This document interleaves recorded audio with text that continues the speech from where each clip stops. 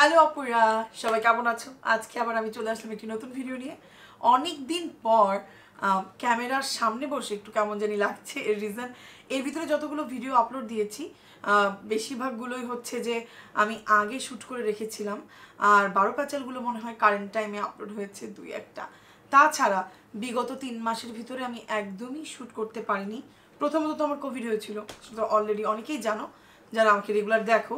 এরপর যে ভয়ানক কাজটা আমার সাথে হয়েছিল, অলরেডি মনে হয় থাম্বনেলে তোমরা ওই পিকচারটা দেখেছো, সেটা হচ্ছে আমার চোখের আমি 12টা বাজিয়ে ফেলেছিলাম। সো আমি ভাবলাম হয়তো বা আমার মতো অনেক আপুরাই আছো, না জেনে বুঝে নিজের মাঝে মাঝে এরকম সর্বনাশ করে ফেলো। তা আমি ভাবলাম একটু কাইন্ড অফ সতর্কতামূলক অ্যাওয়ারনেস টাইপের একটা টক থ্রু আর বলতে পারো গল্প আড্ডা করতে করতে তোমাদের সাথে একটা ভিডিও শেয়ার করি। প্রথমে বলি আমার চোখের এই ভয়ঙ্কর অবস্থাটা কিভাবে হলো। এটা হচ্ছে এই কাহিনীটা হয় মেবি জানুয়ারির দিকে। আমার ফ্রেন্ডের বিয়ে ছিল, সো আমি অনেক তাড়াহুড়া করে মেকআপ করছিলাম, কজ অন টাইমে আমাকে যেতে হবে। সে সময় আমি হচ্ছে মেকআপটা যখন করি, আমার স্কিন, ফেস, আই সবই নর্মাল ছিল। পরে যখন বাসায় আসি আমি ফিল করতে পারতেছিলাম আমার চোখের এই জায়গাটা হালকা ব্যথা করতেছে। ব্যথা মানে একটু টিম টিম টিম এরকম করছে। আমি ভাবছিলাম হয়তো বা এমন হতে পারে যে আমার চোখ উঠতেছে, আবার হতে পারে অনেকে বলে না যে অঞ্জলি উঠে এরকম টাইপের এরকম একটা বাবল তৈরি হয় চোখের পাশে। মেবি আমার এরকম টাইপের কিছু একটা হওয়ার চান্সেস আছে, কজ আমার চোখ সারাক্ষণ ধরে ব্যথা করছে শুধু একটা। সো এই জন্য না আমি অতটা সিরিয়াস হই নাই যে মেবি পরে মনে হয় ঠিক হয়ে যাবে। স্নিগ্ধ আমাকে বলছিল যে তুমি চোখটা জাস্ট ভালো মতো ক্লিন করে শুয়ে পড়ো। পরদিন আমি যেটা খেয়াল করলাম, আমার চোখের পাপড়ির যে উপরের লেয়ারটা আছে, এখানের চামড়াটা এক্সট্রিম লেভেলের ড্রাই হয়ে গেছে। এরপর যেটা হয়েছে আস্তে আস্তে এটা ফুলতেছে, মানে ফুলাটা নর্মাল না। প্রথমে সকালবেলা একটু পাফি আই ছিল, মানে দিন শেষে আমার চোখের অবস্থা ডেঞ্জারাসলি বাজের দিকে যাচ্ছে। আমার হাজব্যান্ডের ফ্রেন্ড ডক্টর, তো ওকে স্নিগ্ধ কল দেয় যে কী টাইপের ডক্টর দেখানো উচিত হবে, ও কী ব্যবহার করেছে।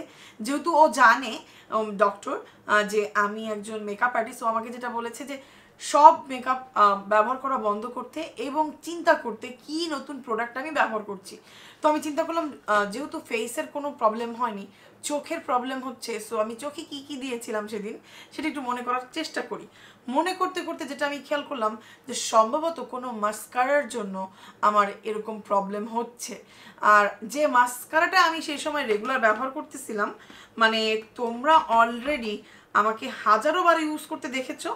রাইট নাও ওটার এক্স্যাক্ট আমার হাতে নেই, সেটা হচ্ছে এসেন্সের যে গ্রিন কালার মাস্কারাটা আছে সেটা আমি 1 থেকে 1.5 বছর ধরে ব্যবহার করছি। আমার কখনো কোনো রকমের সমস্যা হয়নি।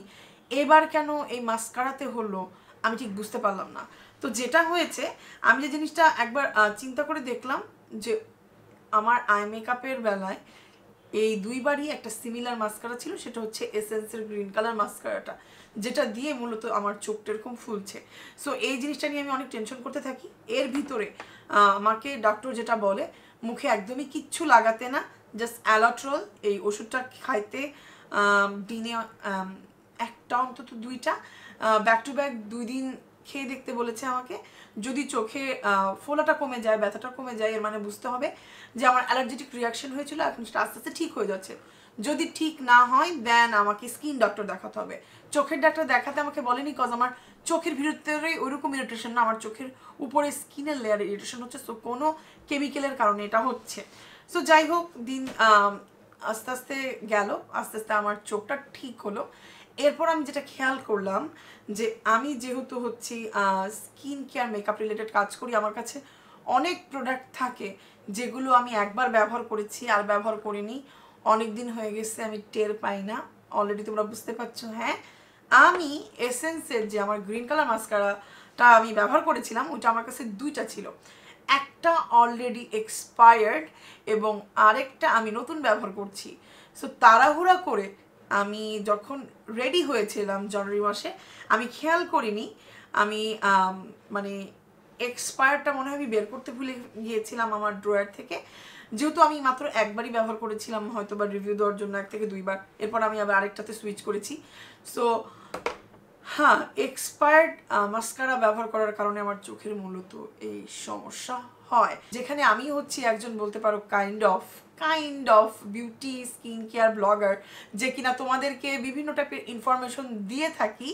আমার যদি এরকম টাইপের ভুল হয় মনের অজান্তে, হয়তো বা তোমরা ওরকম অনেক ভুল করতে পারো, তাই আমি ভাবলাম যে তোমাদেরকে একটু সতর্ক করার জন্য আমি ভিডিওটা করি। সেটা হচ্ছে যখন কথা আসে মেকআপের এক্সপায়ারেশনের ব্যাপারে না, আমরা একটু দেখা যায় কি ওরকম পাত্তা দিই না। এর রিজন দেখা যায় একটা দামি মেকআপ কিনেছি, আমরা চাই এটা যতদিন শেষ না হবে ততদিন ব্যবহার করতে। সত্যি কথা বলতে গেলে যদি এটা পাউডার বেস হয়, যেমন ধরো হচ্ছে ব্লাশ, পাউডার, আইশ্যাডো, এগুলো অনেক দিন পর্যন্ত দেখা যায় ইউজ করে অনেক মেকআপ আর্টিস্ট। আমি মনে হয় একটা ভিডিও দেখছিলাম, সেখানে হার্পার্স বাজারে, মনে হয় হার্পার্স বাজার অথবা এলের কোনো একটা শোতে ক্লোই কার্ডাশিয়ান এসেছিল, তার একটা কি বলে এটাকে, একটা ব্লাশ প্যালেট দেখাচ্ছিল ম্যাকের, যেটা সে 10 বছর ধরে ব্যবহার করছে।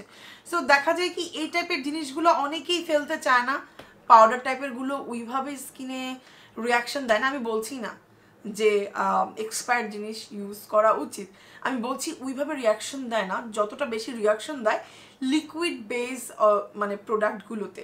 সো যেমন ধরো হচ্ছে foundation, concealer, mascara, eyeliner, obviously kajal, এই টাইপের জিনিস যখন তোমার এক্সপায়ার্ড হয়ে যাবে, চেষ্টা করবে যত দ্রুত সম্ভব এগুলো ফেলে দেওয়া, এগুলো ব্যবহার না করা। আর অনেকেই চিন্তা করতে পারো, এখন বলতে পারো আপু আমি এত টাকা দিয়ে কিনেছি, এখন আমি যদি ব্যবহার না করতে পারি আমার খারাপ লাগবে না? তাদের জন্য যেটা বলতে চাই, যেটা চেষ্টা করবে যে মাস্কারা, কাজল, এই টাইপের জিনিসগুলো একটা একটা করে পারচেস করতে, যখন শেষ হয়ে যাবে তখন আরেকটা ব্যবহার করবে। নর্মালি মাস্কারা 3 মাসের বেশি ব্যবহার করা উচিত না। এর রিজন হচ্ছে মাস্কারা আমরা যেহেতু চোখে লাগাই, আবার জিনিসটাকে আবার আমি হচ্ছে এর ভিতরে রেখে দিই, এর ভিতরে বেসিক্যালি এই ব্রাশ মানে এই যে ব্রাসেলসটা, এটার ভিতরে বেসিক্যালি জীবাণু জন্মায়, যেটা আমাদের চোখে ইনফেকশন মানে মানে তৈরি করে ফেলে, যেটার ভুক্তভোগী আমি যেহেতু একদম মনেই ছিল না, যেটা আমি লাস্ট কবে ওপেন করেছিলাম, আমি ব্র্যান্ড নিউ প্রোডাক্ট মনে করে এটা মেখেছিলাম, তাই আমার একদম প্রবলেম হয়েছিল। এর মানে এই না এসেন্সের মাস্কারা খারাপ, আমি কিন্তু রাইট নাও এসেন্সের এই মাস্কারাটা ইউজ করছি, গ্রিনটা নতুনটাও আমি ব্যবহার করছি, আমার কিন্তু কোনো প্রবলেম হয় নাই। শুধুমাত্র এক্সপায়ারটা ব্যবহার করার কারণে কিন্তু আমার চোখে এই সমস্যাটা হয়েছিল, তাই আমি ভাবলাম এটা আমি তোমাদের সাথে শেয়ার করি। এটা শেয়ার করতে করতে যে কয়েকটা জিনিস তোমাদের সাথে শেয়ার করতে চাই, সেগুলোর দিকে তোমরা একটু খেয়াল রাখবে। যখন আমরা হচ্ছে মানে আমি যখন টিনেজার ছিলাম, আমি তোমাদের কথা জানি না, আমি বলবো যে সবার ব্যাপারে সেম হয়, যে ফ্রেন্ড মানে হচ্ছে তোর জিনিস মানে আমার জিনিস, আমার জিনিস মানে তোর জিনিস। এই মাস্কারা, তারপরে যেমন ধর লিপস্টিক, এগুলো কিন্তু আমরা খুব ইজিলি যে কোনো মানে মানুষের সাথে আমরা শেয়ার করে বসি। আমি বলবো যে ফাউন্ডেশন, আইশ্যাডো, ব্লাশ, এগুলো শেয়ার করলে অতটা রিস্কি হয় না, যতটা রিস্কি হয় লিপস্টিক, লিপ লাইনার, মাস্কারা, কাজল, এগুলো কারোর সাথে শেয়ার করলে। রিজন এগুলো আমাদের স্কিনের খুবই সেন্সিটিভ এরিয়াতে থাকে। যেমন ধরো আমাদের কিন্তু অনেক টাইপের রোগ, আমাদের স্পিড অথবা থুতু, এখান থেকে কিন্তু এই জীবাণুগুলো বের হয়। সো আমরা কন্টিনিউয়াসলি লিপস এভাবে করে ভেজাতে থাকি, এটা আমাদের মানুষের নর্মাল একটা আমি বলবো অভ্যাস। সো যখন তুমি একজনের লিপস্টিক আরেকজন ব্যবহার করছো, হতে পারে যেটা কিনা ছোঁয়াচে টাইপের রোগ অথবা লালা মাধ্যমে ছড়ায়, সেটা লিপস্টিক আরেকজনের সাথে শেয়ার করার মাধ্যমেও হচ্ছে ছড়াতে পারে। সেরকম চোখের কারো যদি চোখের কোনো টাইপের প্রবলেম থাকে, সেটা তোমার চোখেও চলে আসতে পারে। সো চেষ্টা করবে এই টাইপের জিনিসগুলো শেয়ার না করতে। আমি অ্যাজ এ ফ্রেন্ড অলওয়েজ আমার জিনিস আমি ফ্রেন্ডের সাথে শেয়ার করেছি, আমার ফ্রেন্ডের জিনিস আমি ইউজ করেছি।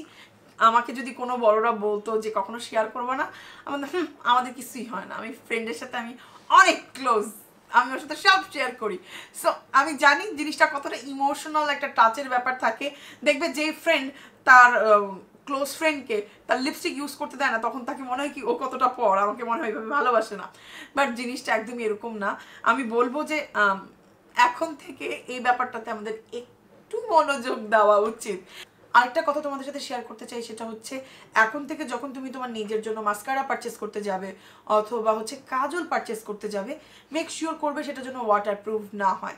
হ্যাঁ, আমরা জানি ওয়াটারপ্রুফ মেকআপ যখন তুমি তোলার চেষ্টা করবে, এটা তোমার আই এরিয়াতে একটু ঘষাঘষি করার কারণে তোমার চোখটা সেন্সিটিভ হয়ে যেতে পারে, ভবিষ্যতে চোখের চারপাশে রিঙ্কেল পড়তে পারে, অথবা ওয়াটারপ্রুফ মাস্কারা অথবা কাজল তুলতে যে তুমি তোমার চোখটাকে সেন্সিটিভ করে ফেলতে পারো, তোমার আইল্যাশ পড়ে যেতে পারে, এগুলো তো প্রবলেমই। এছাড়াও কিছু আমেরিকান অপটোমোলজিস্ট চক্ষু বিশেষজ্ঞ ডাক্তাররা একটা রিসার্চ করে যেটা দেখেছে, যতগুলো ব্র্যান্ড আছে যারা হচ্ছে মাস্কারা তৈরি করে, কাজল আইলাইনার তৈরি করে, যেসব প্রোডাক্টগুলোতে ওরা বলে যে ওয়াটারপ্রুফ, এই প্রোডাক্টগুলোতে এক ধরনের বিশেষ টক্সিক ইনগ্রিডিয়েন্টস থাকে। আমি ইনগ্রিডিয়েন্টসের নামটা একবার দেখে নিই, কজ তোমরা জানো আমার কিছুই মনে থাকে না, সেখানে ইনগ্রিডিয়েন্টসের নাম কীভাবে মনে থাকবে। ইনগ্রিডিয়েন্টসের নাম হচ্ছে PFAS। এটা এমন টাইপের একটা কেমিক্যাল যেটাকে বলা হয় ফরএভার কেমিক্যাল। ফরএভার কেমিক্যাল মানে হচ্ছে যেটা আমাদের বডির ভিতরে ঢুকে গেলে যেটা অনেক বছর ধরে থাকে, হয়তো বা 10 বছর 12 বছর এটার সাইড এফেক্ট থাকে। এই PFAS কেমিক্যালটা মূলত সেসব জিনিসপত্রের ভিতরে থাকে যেগুলোকে ওয়াটার রেজিস্ট্যান্সের জন্য তৈরি করা হয়। যেমন ধরো ছাতা, অথবা হচ্ছে আমরা যে কি বলা যায় এটাকে ননস্টিকে ফ্রাই প্যানে খাই, এই ফ্রাই প্যানটাকে ননস্টিক করার জন্য যে ইনগ্রিডিয়েন্টসটা ব্যবহার করা হয় সেটাই হচ্ছে PFAS। হোপফুলি আমি হ্যাঁ ঠিক বলেছি। সো এই ইনগ্রিডিয়েন্টসটাকে কিন্তু হচ্ছে মাস্কারা এবং কাজল ব্যবহার করার ক্ষেত্রেও তৈরি করা হয়। বাট দুঃখের বিষয় হচ্ছে, আমি একজন ডক্টরের নাম বলবো, তোমরা চাইলে ওনার ভিডিওটা দেখে নিতে পারো, যার থেকে আমি ইনফরমেশনটা পেয়েছি। ওনার নাম হচ্ছে ডক্টর রূপা ওয়ং। আমি ওনার এই ভিডিওটার লিঙ্ক তোমাদেরকে দিয়ে দিব, তোমরা চাইলে ওনার ভিডিওটা দেখে নিতে পারো। এখান থেকে বেসিক্যালি আমি জানতে পেরেছি যে ব্র্যান্ডরা এই ইনগ্রিডিয়েন্টসটা ওয়াটারপ্রুফ প্রোডাক্ট মানে বানানোর জন্য ব্যবহার করছে, বাট এটাকে অ্যাজ এ ইনগ্রিডিয়েন্টস হিসাবে ইনগ্রিডিয়েন্টস লিস্টে লিখছে না, যেটা কিন্তু আমাদের থাইরয়েডের সমস্যা বানাতে পারে, আমাদের বডিতে ক্যান্সারের সমস্যা করতে পারে, আবার অনেকের হচ্ছে বেবি হওয়ার ব্যাপারেও প্রবলেম হতে পারে। যদিও বা এখনও শিওর না যে কত পার্সেন্টের নিচে থাকলে সেফ আর কত পার্সেন্টের উপরে থাকলে এটা হার্মফুল হবে। জাস্ট সেফ জোনে থাকার জন্য বলা হচ্ছে যে মেকআপের ক্ষেত্রে যেন ওয়াটারপ্রুফ টাইপের ইনগ্রিডিয়েন্টস আছে এরকম টাইপের কোনো প্রোডাক্ট ব্যবহার না করা হয়। যেহেতু এটা আমি জেনেছি, আমার মনে হয়েছে তোমাদের সাথে শেয়ার করা উচিত, তাই আমি শেয়ার করলাম। তাছাড়াও উনি যেহেতু ডক্টর, ওনার ভিডিওটা আমি নিচে দিয়ে দিব আমার ডিসক্রিপশন বক্সে, তোমরা চাইলে ওনার ভিডিওটা দেখে পুরো ব্যাপারটাতে ক্লিয়ার হতে পারো। আমি জাস্ট মনে করলাম এখানে তোমাদের সাথে শেয়ার করা দরকার। যেহেতু আমি অনেক প্রোডাক্টের রিভিউ দিই, নতুন নতুন প্রোডাক্ট বাজারে আসলে আমি লাভ দিয়ে কিনে ফেলি, যদিও বা আগের মতো মেকআপ ভিডিও করি না, বাট স্টিল নাও আমি প্রচুর মেকআপ পারচেস করি।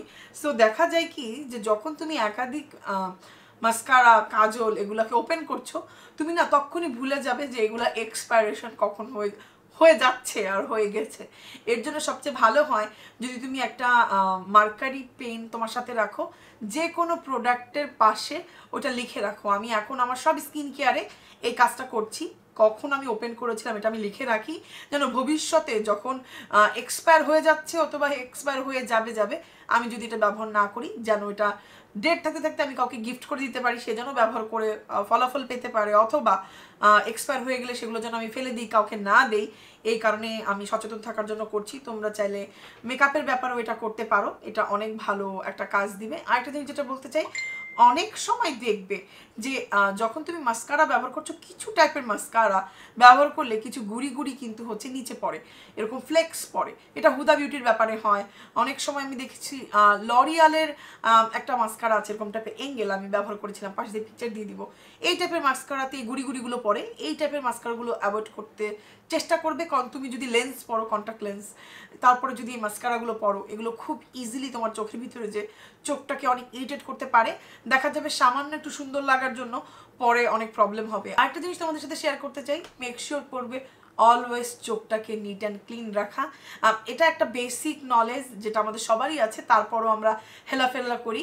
আমার অনেক আত্মীয় স্বজনকে আমি দেখেছি যে বাইরে থেকে আসছে, অনেক টায়ার্ড ছিল, মুখটা ধুয়েছে কোনো মতে, চোখে মাস্কারা লাগা অবস্থাতে ঘুমিয়ে গেছে, পরের দিন সকালবেলা মাস্কারাটা ক্লিন করছে, এটা কিন্তু চোখের জন্য অনেক খারাপ। এখান থেকেও তোমার চোখে ইনফেকশন হতে পারে। চোখটাকে অলওয়েজ ক্লিন করার চেষ্টা করবে। আর প্লিজ বি জেন্টল চোখের ব্যাপারে। অনেকেই আমরা যেটা করি, আমি আমার হাজব্যান্ডকে দেখছি, যদি চোখ চুলকায় পটপট পটপট পটপট পটপট এমনভাবে চোখ ডলে, আমার কাছে মনে হয় ওর চোখ মনে হয় গলে বেরোয় যাবে। এগুলো কিন্তু হচ্ছে তোমার স্কিনের চারপাশটাকে ইরিটেশন করে, এখানে হাইপার পিগমেন্টেশনও হয়ে যেতে পারে, আই মিন ফিউচারে যেটা ডার্ক সার্কেলে পরিণত হয়। এর সাথে সাথে তোমার চোখের ভেইনগুলোকে ড্যামেজও করতে পারে। সো একটু জেন্টেল হওয়ার চেষ্টা করবে।